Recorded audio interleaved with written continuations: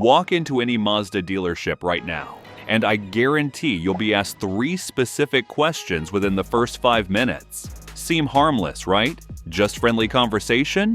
Wrong. These questions are carefully designed psychological traps that put you at a massive disadvantage before you even start negotiating. Answer them the wrong way, and you've just handed the dealer complete control over the entire transaction. They'll know exactly how much you can afford, how desperate you are to buy, and how to squeeze every last dollar out of you. I've seen people lose thousands of dollars simply because they answered these 3 questions honestly. But here's the thing.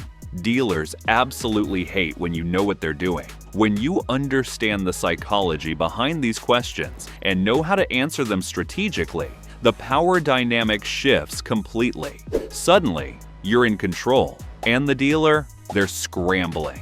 Today, I'm revealing the 3 questions Mazda dealers use to manipulate buyers, why they ask them, and exactly how you should answer to protect yourself. Whether you're buying new or used, trading in or paying cash, these strategies will save you thousands. Pay close attention, because by the end of this video, you'll walk into any dealership like a pro. Let's expose these tactics right now. Question number 1. What's your monthly budget? This is usually the first question they ask after the pleasantries. So, what kind of monthly payment are you looking for? Or, what's your monthly budget? Sounds innocent, right? They're just trying to help you find something affordable. Here's what's really happening. They're trying to lock you into thinking about monthly payments instead of the actual price of the car. This is the oldest trick in the car sales playbook, and it's devastatingly effective. Once you give them a number, say $400 a month, they stop caring about the car's price. They'll just stretch the loan term longer to hit your payment target. You wanted a $25,000 car with a $400 payment over 60 months. Great. They'll sell you a $30,000 car with a $400 payment over 84 months. You're paying $5,000 more plus way more interest. But hey, the payment fits your budget, right? This is exactly how people end up underwater on their loans, owing more than the car is worth for years. The dealer doesn't care if you're paying for 7 years instead of 5. They made their money on day 1. So how should you answer this question? Option 1. I'm focused on the total price, not monthly payments. Let's discuss the out-the-door price first. This immediately signals that you understand how the game works. The salesperson will know they can't manipulate you with payment games. Option 2. I'm paying cash. Even if you're not, this kills the entire monthly payment conversation instantly. You can always arrange financing later, but starting with cash keeps them focused on negotiating the actual price. Option 3. I haven't decided on financing yet. What's your best price on this car? Again, you're steering the conversation toward price, not payments. The key is to never ever give them a monthly payment number first. Once you give them that number, they own you. You've given them the roadmap to extract maximum profit from the deal. Even if you do have a budget, keep it to yourself. Negotiate the price first, then figure out the financing later. This one simple strategy can save you thousands of dollars. Question number 2. What vehicle are you trading in? You're looking at a beautiful new Mazda CX-5, and the salesperson casually asks, "So what are you driving now? Thinking about trading it in?" Again, seems like small talk, right? Wrong. This is a critical information gathering question, and it sets up one of their most profitable moves. Here's how the trade-in scam works. Let's say you're buying a $30,000 Mazda, and they know you have a trade-in worth $8,000. They'll offer you that $30,000 car for $28,000. You feel good. You just saved $2,000. But then they lowball your trade at $6,000 instead of its actual $8,000 value. You just saved $2,000 on the car, but lost $2,000 on your trade. Net result? You got nothing. But it feels like you won because they gave you a discount on the car. This is called mixing the deals, and it's how dealers confuse buyers and maximize profit. They juggle the numbers between the new car price, the trade-in value, and the financing terms. Most people can't keep track of all 3 at once. And that's exactly the point. But here's what they really hate: when you separate the deals completely. Here's how to answer. I haven't decided if I'm trading in yet. Let's focus on the price of this car first. This prevents them from using your trade as leverage. You negotiate the new car price first, get it in writing, and then you say, "Now, let me tell you about my trade." By separating the deals, you can see exactly what they're offering for each transaction. And here's the pro move. Before you even go to the dealership, get your trade appraised elsewhere. Go to CarMax, Carvana, or even another dealership. Get offers in writing. Now you have a baseline. You know your car is worth at least $8,000 because someone offered you that in writing. When the Mazda dealer offers you $6,000 for your trade, you can say, "CarMax offered me $8,000. Can you beat that?" Suddenly, they can't lowball you anymore. And if they can't beat the other offer, sell your car to CarMax and walk into the Mazda dealer as a straight buyer with no trade. Don't let them mix the deals. Keep everything separate and negotiate each piece independently. If you're enjoying this video, give it a thumbs up and subscribe to my channel. This helps me bring you more honest car advice for my Mazda guys.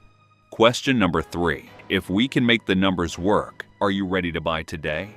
This is the closing question, and it's pure psychological manipulation. So, if we can get you into this CX-5 at a payment you're comfortable with, are you ready to take it home today? It sounds like they're just confirming you're a serious buyer. But what they're really doing is getting you to commit before you know the actual terms. It's a classic sales tactic called assumptive close. They're assuming you're going to say yes, and they're making you feel like saying no makes you a time waster or a bad person. Once you say, "Yes, if the numbers work, I'll buy today," you've just lost all your leverage. They know you're emotionally committed. They know you want this car, and they know you'll bend on price to make it happen. You've basically told them, "I'm ready to pay whatever it takes to drive this home today." And trust me, they'll make the numbers work, just not in your favor. They'll stretch the loan term, bump the interest rate, add hidden fees, or pad the price. But technically, the numbers work because you can afford the payment. The deal will be terrible, but you already committed to buying if they could make it work. So how do you handle this question? Option 1. I'm prepared to buy today if the deal makes sense, but I'm also willing to walk away and think about it. This shows you're serious but not desperate. You're a buyer, but you have standards. Option 2. I need to compare offers from a couple dealerships first. I'm doing my research. This tells them you're shopping around. They can't pressure you because they know you'll just go to the next dealer. Option 3. I'm ready to make a decision today if the price is right, but I won't be rushed. Again, you're not committing to anything. You're keeping your options open. The key is to never commit to buying before you've negotiated the final terms. No matter how good the deal sounds verbally, do not agree to buy until you see the numbers on paper, because making the numbers work often means making them work for the dealer, not for you. The master strategy, combining all 3 answers. Now that you know the 3 questions and how to answer them, let's talk about the master strategy that makes dealers absolutely panic. Here's what you do. Before you walk into the dealership, research the car's invoice price online. Sites like TrueCar, Edmunds, and Car Gurus show you what the dealer paid. Get pre-approved for financing from your bank or credit union. Know your interest rate and terms before they offer you dealership financing.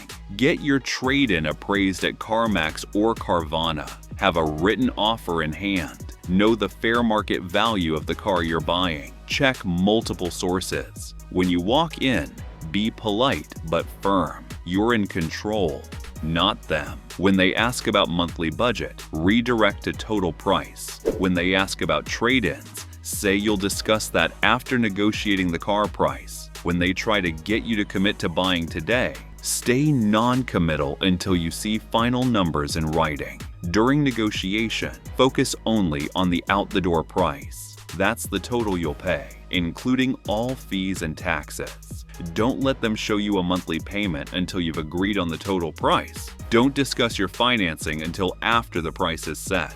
Don't talk trade-in value until the car price is locked in. Get everything in writing before you commit to anything. Here's what this sounds like in practice. Salesperson: what kind of monthly payment are you looking for? You: I'm more focused on the total price. What's your best out-the-door price on this CX-5?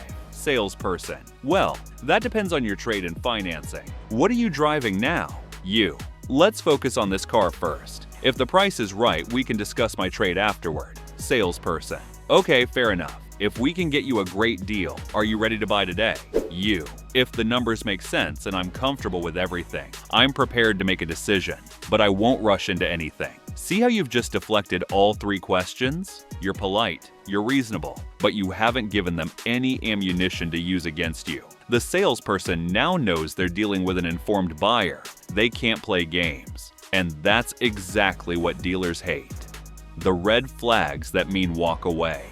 Sometimes, no matter how well you handle these questions, you'll encounter a dealer who just won't negotiate fairly. Here are the red flags that mean you should walk away immediately. They refuse to give you an out-the-door price in writing. If they won't put it on paper, they're hiding something. They pressure you to act now because of a special deal that expires today. These deals never expire. It's artificial urgency. They keep bringing up monthly payments even after you've asked for total price. They're not listening to you because they're focused on their commission, not your needs. They disappear to talk to their manager 10 times. This is a negotiation tactic to wear you down. Real negotiations don't take 5 hours. They add fees at the last minute that weren't discussed earlier. Oh, there's also a $500 documentation fee and a $800 dealer prep fee. These are often negotiable or completely bogus. They pressure you to use their financing even though you've said you're paying cash or have your own financing. They make huge money on financing, sometimes more than on the car itself. If you see any of these red flags, stand up and walk out. There are dozens of Mazda dealers in every region. You don't need to deal with shady tactics from this one. The moment you stand up to leave, one of two things will happen. They'll suddenly find a better deal to keep you from leaving, or they'll let you go, which confirms they were never negotiating in good faith. Either way, you win. The email strategy that changes everything. Here's a bonus strategy that completely bypasses the in-person pressure tactics. Contact multiple Mazda dealers via email before you ever set foot in a showroom. Here's the email template. Hi, I'm interested in purchasing a specific Mazda model, year, trim, and color. I'm a serious buyer and will be making a decision this week. I'm contacting several dealerships in the area for quotes. Please provide your best out-the-door price in writing. This should include all fees, taxes, and dealer add-ons. I'm not interested in discussing monthly payments or financing at this time. Thank you. Send this to 5 or 6 dealers. Wait for responses. The dealers who respond with an actual price are the ones worth visiting. The dealers who respond with, "Come in so we can discuss your needs," are the ones trying to get you into the psychological trap of the showroom. Once you have written quotes from multiple dealers, you can use them as leverage. Dealer A offered me $28,500 out the door. Can you beat that? Now you're in control. They're competing for your business, not the other way around, and you haven't even stepped foot in a dealership yet. This strategy removes emotion, removes pressure, and forces dealers to give you their best offer up front. It's brutally effective, and dealers absolutely hate it. But it's perfectly legal and perfectly ethical. You're just being a smart shopper. The bottom line, Mazda dealers ask these 3 questions because they work. Most buyers answer honestly, without realizing they're giving away all their leverage. But now you know better. You know why they ask about monthly payments and how to redirect the conversation to total price. You know why they ask about trade-ins and how to keep that negotiation separate. You know why they try to get you to commit early and how to stay non-committal until you see final numbers in writing. Armed with this knowledge, you're no longer an easy target. You're an informed buyer who can't be manipulated. And when dealers realize that, they'll either give you a fair deal or watch you walk. Either way, you win. So the next time you walk into a Mazda dealership, remember, don't answer these 3 questions the way they want you to. Answer them strategically, stay in control, and negotiate from a position of power. Your bank account will thank you. If you found these tips helpful, be sure to watch this next video as we're sharing insider tips to help you cut repair costs and keep your car running like new.